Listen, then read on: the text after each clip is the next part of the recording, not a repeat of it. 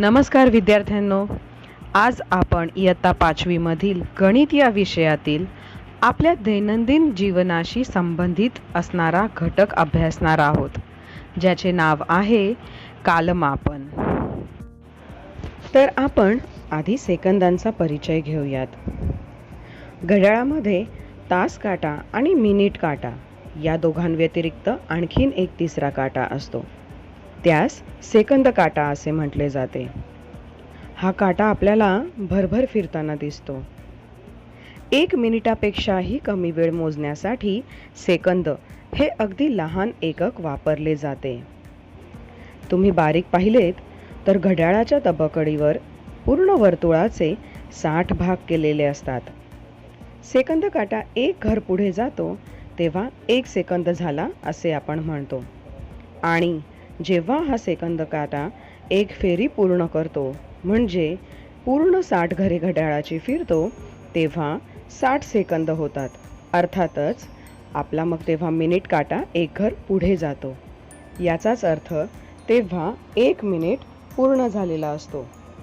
याचाच अर्थ 1 मिनिट म्हणजे 60 सेकंद होय. वेळेची ओळख ठेवण्यासाठी आपण दुपारी 12च्या आधीची वेळ ही मध्यान्हपूर्व म्हणजेच AM अशा प्रकारे वाचतो अथवा सांगतो, आणि दुपारी 12 नंतरची वेळ ही मध्यान्होत्तर म्हणजेच PM अशी वाचतो अथवा सांगतो. त्याप्रमाणे या 2 भागांमध्ये होणारे विभाजन म्हणजेच मध्यान्हपूर्व आणि मध्यान्होत्तर अशा या 2 भागातील विभागणी टाळण्यासाठी आपण 24 ताशी कालमापन ही पद्धत वापरतो. आज आपण बऱ्याच ठिकाणी 24 ताशी घड्याळ पाहतो. उदाहरणार्थ रेल्वे स्टेशन, विमानतळ, बस स्थानक किंवा लांबच्या पल्ल्याच्या बोटींचे बंदर. म्हणजे या ठिकाणी या वाहनांच्या वेळापत्रकासाठी 24 ताशी कालमापन पद्धत वापरली जाते. 24 ताशी पद्धतीत दुपारी 12 नंतर 1, 2, 3, 4 यांचे 13, 14, 15, 16 अशा प्रकारे वाचन केले जाते, अथवा अशा प्रकारे तास मोजले जातात. 24 तासाच्या डिजिटल घड्याळात वेळ ही केवळ अंकात दाखवली जाते, काट्यांच्या आधाराने नाही.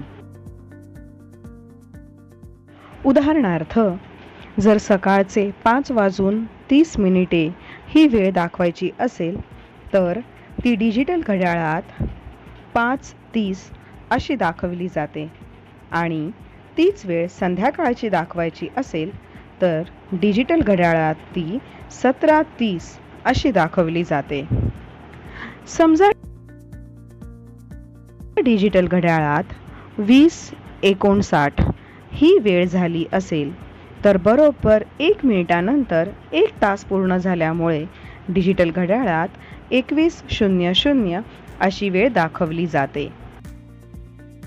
याबरोबरच डिजिटल घड्याळात 23:59 ही वेळ दाखवली असेल तर आणखी 1 मिनिटानंतर त्या घड्याळात 24:00 तास पूर्ण होतात आणि दिवस बदलतो. तेव्हा या घड्याळात 00:00 ही वेळ दाखवली जाते.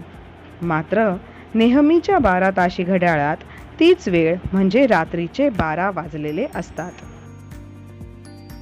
आता आपण पूर्ण दिवसातील वेगवेगळ्या वेळा या 12 ताशी कालमापन आणि 24 ताशी कालमापन पद्धतीत कशा दाखवल्या जातात हे खालील सारणीवरून पाहू. रात्री 12:05 12 ताशी कालमापन 00:05 AM. 24 ताशी कालमापन 00:05. दुपारी 12:05 12 ताशी कालमापन 12:05 PM. 24 ताशी कालमापन 12:05. रात्री 1:20 1, 20 AM आणि 24 ताशी कालमापन 01:20.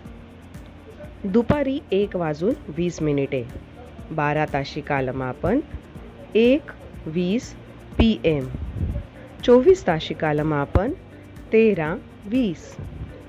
सकाळी 6:55. 12 ताशी कालमापन 6:55 AM.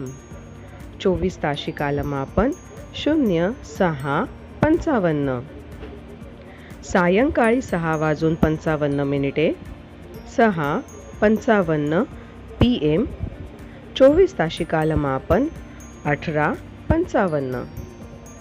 सकाळी 10:15. 10:15 AM. 24 ताशी कालमापन 10:15. रात्रीचे 10:15. 10:15 PM. 24 ताशी कालमापन 22:15. दुपारी 12 वाजले. 12 ताशी कालमापन 12:00. 24 ताशी कालमापन 12:00. रात्रीचे 12 वाजले. 12 ताशी कालमापन 12:00. 24 ताशी कालमापन 00:00 म्हणजेच 24:00. आता आपण उदाहरण संग्रहाकडे वळूयात. प्रश्न पहिला. खाली 12 ताशी घड्याळातील वेळ दिली आहे. तीच वेळ 24 ताशी घड्याळात किती दाखवली जाईल हे लिहा. मध्यान्हपूर्व 10:30. 10:30. मध्यान्हपूर्व 8:10. 8:10. मध्यान्होत्तर 1:20. 13:20. मध्यान्होत्तर 5:40. 17:40. प्रश्न दुसरा. जोड्या लावा. गट 1. 12 ताशी कालमापन. सकाळी 9:10. दुपारी 2:10. सायंकाळी 5:25. रात्री 11:10. सकाळी 7:25. गट दुसरा. 24 ताशी कालमापन. 23:10. 7:25. 14:10. 9:10. 17:25. उत्तर पाहूयात. सकाळी 9:10. 9:10. दुपारी 2:10. 14:10. सायंकाळी 5:25. 17:25. रात्री 11:10. 23:10. सकाळी 7:25. 7:25. मी आशा करते विद्यार्थ्यांनो की तुम्हाला हे 24 ताशी कालमापन पद्धती उत्तम प्रकारे समजली असेल. धन्यवाद.